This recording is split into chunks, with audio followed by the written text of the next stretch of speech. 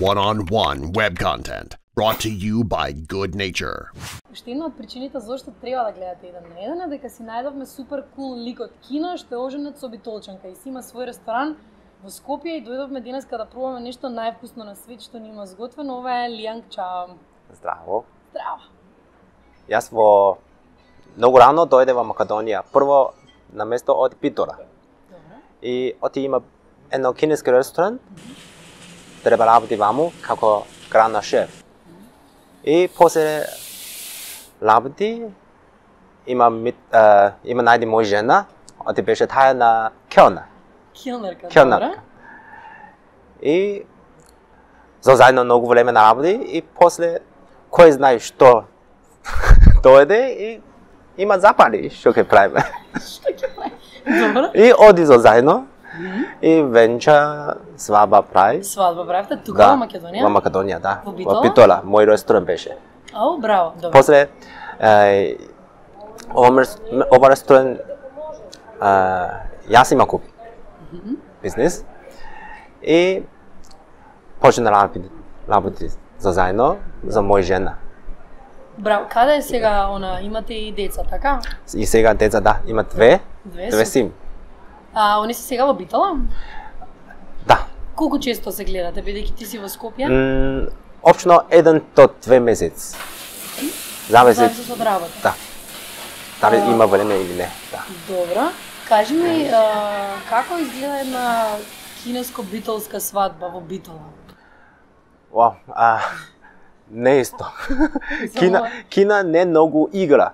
Коро, знаеш.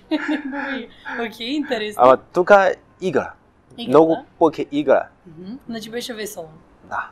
И интересно за нас. Супер, многу ми е мило. Да.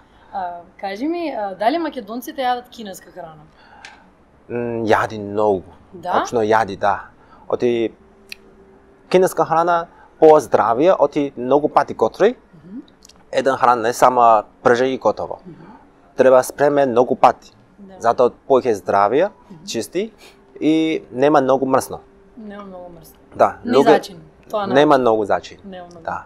И многу лесно за стомак варење, затоа луѓе пара здравија храна. Да. Цело свет сега мом дам. Затоа кинеска храна убава Да. за стомак и вкусно сеч. Што најчесто јадат македонците од кинеска храна? Еве што најмногу во овој твој ресторан нарачуваат? Има повеќе нарачка сладко кисело. Сладко кисело. Сладко кисело Благо? пилешко. Благо, да. Ама ретко или доста често? Да, сладко кисело пилешко, сладко е. Благо, благо и кисело. Многу интересно, вкусно. Затоа луѓе сака. И чили, комбао чикен со чили. Но тоа е супер вкусно. Да.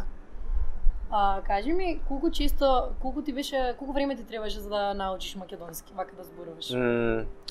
Јас беше работи во Охрид. И во Охрид? И во Охрид. Добро. Со заедно има една Иста девојка бивша? Не. Се шал. Една стара баба. Аха. Кува беше. За заедно работи за 1 години 50% има научи на македонски. За една година 50%, да. А остатокот? Оти таја не знаем англиски, затоа мора да зборам македонски. Да. Немаш иначе како да се разберат.